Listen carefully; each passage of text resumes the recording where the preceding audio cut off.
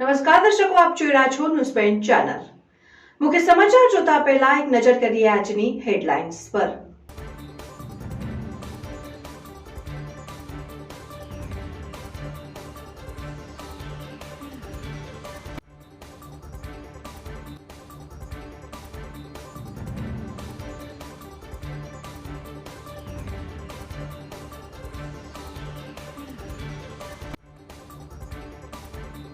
વડોદરાના હરણી મોટા તળાવમાં શિક્ષિકા સહિત 16 ભૂલકાઓના મોતથી અરેરાટી વ્યાપી।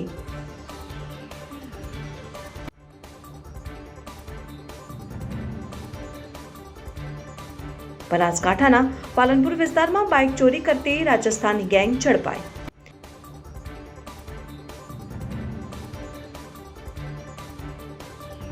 ડીસામાં ફૂડ વિભાગની ટીમે દરોડા પાડીને શંકાસ્પદ તેલના સેમ્પલ લઈ કાર્યવાહી હાથ ધરી।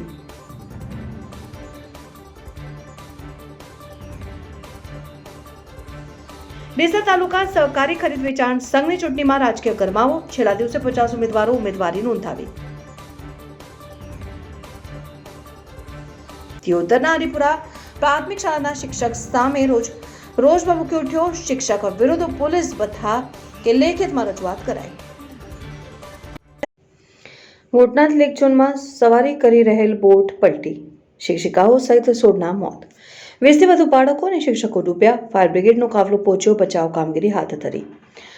લોકોના મનોરંજન માટે કોર્પોરેશન દ્વારા શરૂ કરાયેલ મોટનાથ લેક ઝોનમાં બોટમાં સવારી કરી રહેલ 20થી વધુ શાળાના બાળકો અને શિક્ષકો ભરેલી બોટ પલટી ખાઈ જતા ભારે અફરાતફરી મચી ગઈ હતી। મેજર કોલ જાહેર કરાતા ફાયર બ્રિગેડના જવાનો તાબડતોડ ઘટના સ્થળે પહોંચ્યા હતા। બચાવ કામગીરી હાથ ધરાઈ। હાલ શિક્ષિકાઓ અને બાળકો સહિત 16ના મોત નીપજ્યા હોવાની પ્રાથમિક માહિતી મળી છે। વડોદરા શહેરના હરણી વિસ્તારમાં આવેલ મોટનાથ ખાતે કોર્પોરેશન દ્વારા શરૂ કરવામાં આવેલા લેક ઝોનમાં મોટી હોનારત થઈ છે અને સ્કૂલના 20થી વધુ બાળકો અને શિક્ષકો ભરેલી બોટ પલટી ખાઈ જતા તંત્ર દોડતું થયું હતું અને તળાવ ખાતે લોકટોળા ઉમટી પડ્યા હતા અને તાબડતોડ ફાયર બ્રિગેડના જવાનો સ્થળ ઉપર પહોંચ્યા હતા અને બચાવ કામગીરી હાથ ધરી હતી। જ્યારે આ ઘટનામાં બાળકો અને શિક્ષિકાઓ સહિત 16ના મોત થયા છે।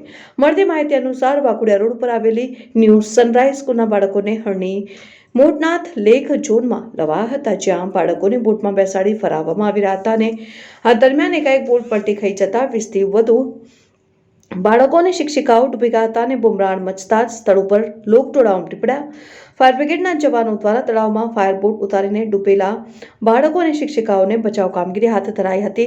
હાલ શિક્ષિકાઓ અને બાળકો સહિત કુલ મૃત્યુ આંક 16ના મોત થયા છે। જ્યારે બીજી તરફ ઘટનાની જાણ થતાં જ પરિવારજનો પણ લેક ઝોન અને સયાજી હોસ્પિટલ ખાતે ઉમટી પડ્યા હતા।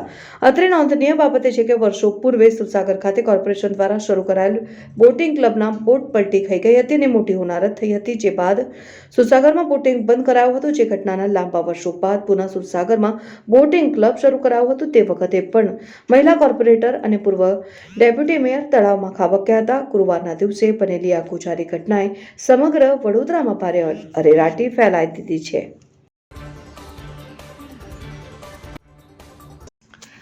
વધુ એક યુવાનને હાર્ટ એટેક। ડીસામાં 43 વર્ષીય યુવાનનું હાર્ટ એટેકથી મોત નીપજ્યું। 3 સંતાનના પિતાનું આકસ્મિક મોત થતાં પરિવારમાં શોકનો માહોલ। ડીસામાં વધુ એક યુવાનનું હાર્ટ એટેકથી મોત થયું છે। 43 વર્ષીય અને 3 સંતાનના પિતાનું આકસ્મિક મોત થતાં પરિવાર સહિત સમાજમાં શોકનો માહોલ છવાયો। ડીસા સહિત જિલ્લામાં છેલ્લા કેટલાય સમયથી હૃદયરોગના હુમલાના બનાવો ચિંતાજનક હદે વધી ગયા છે। તેમાં પણ ખાસ કરીને યુવાનોમાં હૃદયરોગના હુમલાનું પ્રમાણ વધી ગયું છે। ત્યારે ડીસાના પાટણ હાઈવે ઉપર આવેલ પૂરગ્રસ્ત કોલોનીમાં રહેતો મુકેશભાઈ મૂળચંદભાઈ લોધા નામના યુવાનને રાતે અચાનક છાતીમાં દુખાવો ઉપડતા પરિવારજનો તાત્કાલિક સારવાર અર્થે ખાનગી દવાખાને લઈ ગયા હતા, પરંતુ તબીબે હૃદયરોગના હુમલામાં મોત નીપજ્યું હોવાનું જણાવ્યું હતું। સ્વર્ગસ્થ મુકેશભાઈ 3 સંતાનોના પિતા છે। તાજેતરમાં તેઓની દીકરીના લગ્ન લેવાયા હતા, તેથી પરિવાર સહિત લોધા સમાજમાં શોકની લાગણી છવાઈ ગઈ।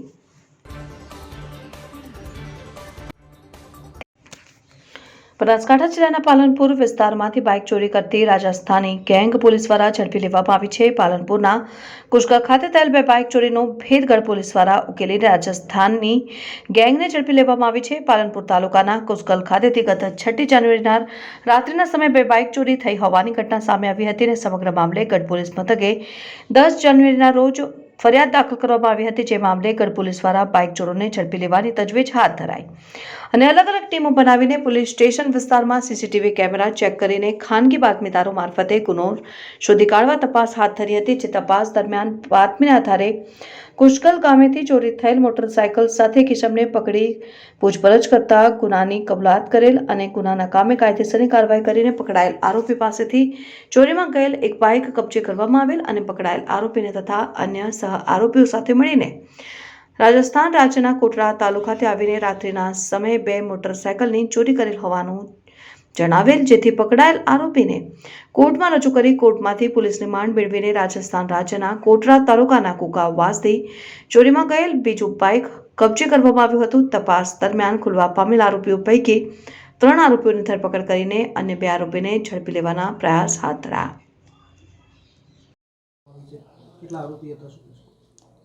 ગઢ પોલીસ સ્ટેશનના કુશકલ ગામે 6/1/2024ના રોજ 2 બાઇક, એક બજાજ પલ્સર અને બીજું હીરો હોન્ડા સ્પ્લેન્ડર બાઇકોની ચોરી થયેલ અને તે બાબતે ગુનો દાખલ કરેલ. ત્યારબાદ ગઢ પોલીસ સ્ટેશનના પીએસઆઈશ્રીને માહિતી મળેલ કે આ કામના તોમતદારો રાજસ્થાનમાં છે. તે માહિતી આધારે તેમને સુભાષકુમાર કુકાભાઈ બુમડિયા, ભરાભાઈ વિરયાભાઈ ગમાર, છગનભાઈ લાલાભાઈ ખેર 3 તોમતદારોને આ ગુનાના કામે અટક કરી બાઇક રિકવર કરવામાં આવેલ છે. તેમજ રાહુલભાઈ સેજુભાઈ તથા અનાભાઈ મંડરાભાઈ નાઓને પકડવાના બાકીમાં છે. આગળની તપાસ ચાલુ છે.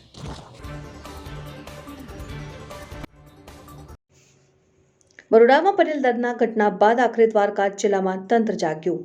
બેટ દ્વારકામાં ચાલતી ફેરી બોટ સર્વિસમાં યાત્રિકોને લાઈફ જેકેટ પહેરવા સૂચના. બરોડાની ઘટના બાદ ઓખા પોર્ટ ઉપર જીએમબી અને વહીવટીતંત્ર પણ સતર્ક બન્યું. બોટમાં કેપેસિટી કરતાં વધારે પેસેન્જરના બેસાડવા સ્પષ્ટ સૂચના. બરોડાની ઘટના બાદ ઓખા બેટ દ્વારકા વચ્ચે ચાલતી ફેરી બોટમાં કડક સૂચના સાથે કડક હાથે કામગીરી કરવામાં તંત્ર વ્યસ્ત બન્યું. જીએમબી દ્વારા આ માસમાં 19 જેટલી બોટો વિરુદ્ધ વધુ પેસેન્જર બેસાડવા, લાઈફ જેકેટ વિના પેસેન્જર બેસાડવા મામલે બોટ માલિકો વિરુદ્ધ થઈ ચૂકી છે કાર્યવાહી. બેટ દ્વારકામાં તહેવારો સમયે લાઈફ જેકેટ વિના ક્ષમતા કરતાં વધુ પેસેન્જર બોટમાં બેસાડવામાં આવ્યા હોય છે.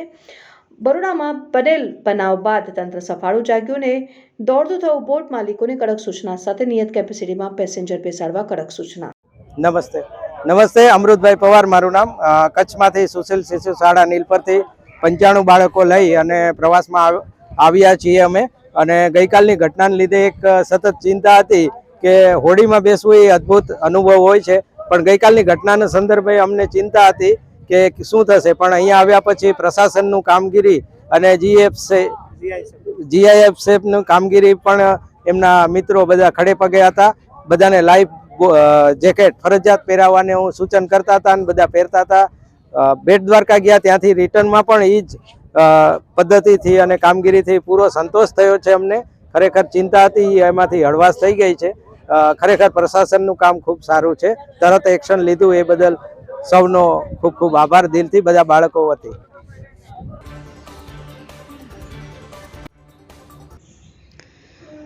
ડીસામાં આજે ફરી ફૂડ વિભાગની ટીમે દરોડા પડ્યા હતા અને દુકાનમાંથી શંકાસ્પદ તેલના સેમ્પલ લઈ કાયદેસરની કાર્યવાહી હાથ ધરાઈ.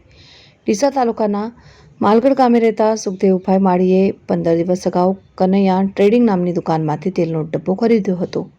તેઓ તેલનો ડબ્બો લઈ ઘરે પહોંચ્યા બાદ ઉપયોગ કરતા તે ભેળસેળવાળું હોય તેમ જણાવ્યું, જેથી તેમણે ગાંધીનગરમાં ફરિયાદ કરી, જેને પગલે આજે ફૂડ વિભાગની ટીમે ડીસામાં તપાસ હાથ ધરી. ઇન્સ્પેક્ટર પ્રિયંકાબેન ચૌધરી અને તેમની ટીમ આજે ગાંધી ચોક વિસ્તારમાં આવેલ કનૈયા ટ્રેડિંગ નામની દુકાનમાં પહોંચ્યા, જ્યાં શંકાસ્પદ તેલના સેમ્પલ લઈને પરીક્ષણ અર્થે મોકલવાની તજવીજ હાથ ધરીને. ઉલ્લેખનીય છે કે ડીસા પંથકમાં છેલ્લા ઘણા સમયથી અખાદ્ય ચીજવસ્તુઓનું મોટા પાયે વેચાણ થઈ રહ્યું છે. ફૂડ વિભાગ પણ અવારનવાર દરોડા પાડીને આવા તત્વો સામે કાર્યવાહી કરે છે. તેમ છતાં પણ કેટલાક લોકો વધુ નફો કમાવાની લાયમાં હજુ પણ અખાદ્ય ચીજવસ્તુનું ખુલ્લેઆમ વેચાણ કરે છે. આવા તત્વો સામે કડક કાર્યવાહી થાય તેવી લોકોની માંગ છે. 22મી જાન્યુઆરીએ શ્રીરામ જન્મભૂમિ મંદિર પ્રાણ પ્રતિષ્ઠા મહોત્સવના સંદર્ભમાં સુરત શહેરમાં જોરદાર તૈયારીઓ. 22 જાન્યુઆરીએ શ્રીરામ જન્મભૂમિ મંદિર પ્રાણ પ્રતિષ્ઠા મહોત્સવના સંદર્ભમાં સુરત શહેરમાં જોરદાર તૈયારીઓ. શહેરની મોટાભાગની સોસાયટીઓ અને ઇમારતો ભગવા ઝંડાઓથી ઢંકાઈ જવા લાગી. રોશનીઓના દ્રશ્યો પણ દેખાવા લાગ્યા. પોષ શુક્લ દ્વાદશીના શુભ અવસર ઉપર ભગવાન શ્રીરામ સોમવારે 22 જાન્યુઆરીએ અયોધ્યા ધામમાં તેમના મંદિરમાં બિરાજશે. ભગવાન રામલલાના મંદિરના અભિષેક પ્રસંગે દેશભરમાં ખુશીનો માહોલ છે અને સુરત મહાનગરના દરેક ખૂણે તેની અસર જોવા મળી રહી છે. શહેરભરની રહેણાંક સોસાયટીઓમાં શ્રી રામ જન્મભૂમિ મંદિર પ્રાણ પ્રતિષ્ઠા મહોત્સવ સંદર્ભે વિવિધ ધાર્મિક કાર્યક્રમોની રૂપરેખા તૈયાર કરવામાં આવી છે. રહેણાંક સોસાયટીઓ ઉપરાંત વ્યાપારી સંસ્થાઓ અને શહેરની અન્ય ઇમારતો પણ ભગવાન શ્રીરામના સ્વાગત માટે સજ્જ થવા લાગી છે.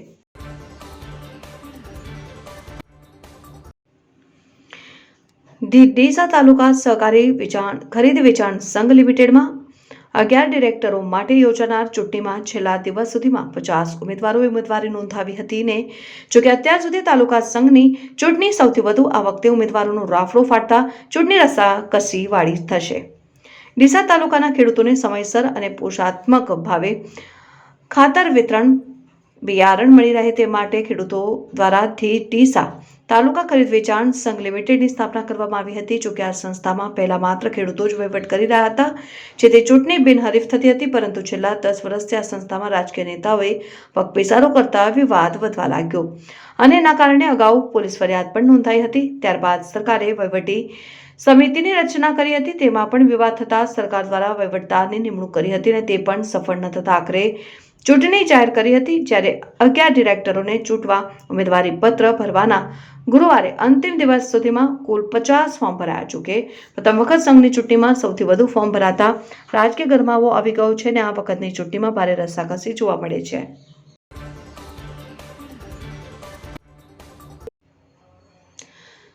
દિયોદરના હરિપુરા પ્રાથમિક શાળાના એક શિક્ષક સામે વધુ રોષ ભભૂક્યો. બનાસકાંઠા જિલ્લાના દિયોદરના હરિપુરા પ્રાથમિક શાળાના શિક્ષક બાબુ પટેલનો ફરી એક બફાટ સામે આવ્યો છે. થોડા દિવસ પહેલા આ શિક્ષકે હરિપુરા પ્રાથમિક શાળામાં એક વિદ્યાર્થી સાથે કર્યું હતું ગેરવર્તન. તેને લઈને વાલી સમગ્ર મામલે શિક્ષક પાસે શાળામાં ગયા ત્યારે તે જ શિક્ષકે ફરી વાલીઓ સાથે પણ કર્યું ફરી ગેરવર્તન. અનુસૂચિત જાતિના સમાજના ઉદાહરણ રૂપે નામ લઈને જાતિ અપમાનિત શબ્દોથી કર્યું હતું વાલીઓનું પણ અપમાન. અનુસૂચિત જાતિના સમાજના નામનો શિક્ષક બાબુ પટેલે ઉદાહરણ રૂપે અન્ય સમાજના લોકોનું અપમાન કરવા માટે માત્ર અનુસૂચિત જાતિના નામનો ઉલ્લેખ કર્યો છે.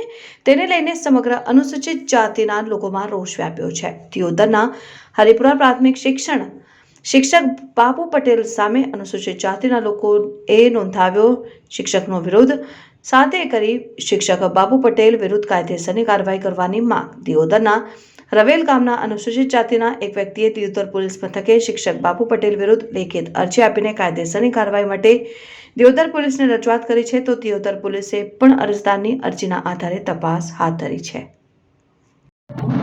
હું જયંતિભાઈ નાગજીભાઈ પરમાર, સોશિયલ એક્ટિવિસ્ટ, શ્રી હરિપુરા પ્રાથમિક શાળાના શિક્ષક બાબુભાઈ પટેલ દ્વારા જે 12 તારીખે શાળામાં એક પ્રોગ્રામ હોય છે અને પ્રોગ્રામની અંદર વિદ્યાર્થીઓને અડધૂત કરવામાં આવે છે અને વિદ્યાર્થીઓ સાથે તોછડું વર્તન કરવામાં આવે છે અને મફતનું ખાવા મળે છે જેવા શબ્દો વાપરવામાં આવે છે. વિદ્યાર્થીનો વાલી જ્યારે રજૂઆત કરવા જાય છે ત્યારે વાલીને એવું કહેવામાં આવે છે કે જ્યાં શું તોડી લઈશ જેવા ગેરબંધારણીય તોછડાઈ ભર્યા શબ્દોનો ઉપયોગ કરે છે અને અનુસૂચિત જાતિના લોકો સમુદાયના લોકો માટે હરિજન ભંગી જેવા શબ્દો વાપરીને દ્રષ્ટાંત આપે છે જે સમાજની લાગણી દુભાઈ છે અને ગેરબંધારણીય શબ્દોનો ઉપયોગ કર્યો છે. શિક્ષક જેવા પવિત્ર હોદ્દા ઉપર બેઠેલું વ્યક્તિ જ્યારે ગેરબંધારણીય શબ્દોનો ઉપયોગ કરીને હરિજન ભંગી જેવા બંધારણીય શબ્દોનો ઉપયોગ કરે છે ત્યારે આ શિક્ષક સામે કાયદેસરની કાર્યવાહી કરવાની એક સમાજની ફરજ છે. સમાજની લાગણી દુભાઈ છે અને આ શિક્ષક ઉપર પોલીસ દ્વારા અને શિક્ષણ અધિકારી દ્વારા કડકમાં કડક કાર્યવાહી કરવામાં આવે અને એને સખતમાં સખત સજા કરવામાં આવે જેથી કરીને બીજા શિક્ષકોની માનસિકતા બદલાય એવી સમાજની લાગણી સાથે પોલીસ સ્ટેશનની અંદર ફરિયાદ દાખલ કરી છે અને એટ્રોસિટી એક્ટ અંતર્ગત ધોરણસરની ફરિયાદ દાખલ કરવા અમે ઘણા બધા ભીમ સૈનિકો પોલીસ સ્ટેશનમાં આવ્યા છીએ અને પોલીસ એની કાર્યવાહી કરવાની છે. ભલે સાથીઓ, શિક્ષકની માનસિકતા બદલાય, વિદ્યાર્થીનું ઘડતર કરવા શિક્ષકની કેવી માનસિકતા હોય છે એ આ શિક્ષક એનું બેસ્ટ ઉદાહરણ છે અને આવા ઉદાહરણ પૂરું પાડતા શિક્ષકો ઉપર કડક કાર્યવાહી થવી જોઈએ એવી સમાજની લાગણી સાથે જય ભીમ, જય ભારત, જય સંવિધાન. ધાનેરાના કિંમત પ્રાથમિક શાળાના બાળકો જોવા મળ્યા રામમય માહોલમાં. મોટી સંખ્યામાં વિદ્યાર્થીઓ દ્વારા શોભાયાત્રા નીકાળીને રામોત્સવની કરાઈ ઉજવણી. વાલીઓ, શિક્ષકો સહિત વિદ્યાર્થીઓ શોભાયાત્રામાં જોડાઈને લગાવ્યા જય શ્રી રામના નારા. નાના ભૂલકાઓનું ઠેર ઠેર ગ્રામજનો દ્વારા કરવામાં આવ્યું સ્વાગત. 22મીની રામ મંદિરની પ્રતિષ્ઠાને લઈને બનાસકાંઠામાં અનેરો ઉત્સાહ જોવા મળ્યો. દર્શકો, આ હતા અત્યાર સુધીના સમાચાર. હવે પછીના નવા સમાચાર સાથે ફરી મળીશું. ત્યાર સુધી જોતા રહો ન્યૂઝ પોઈન્ટ ચેનલ.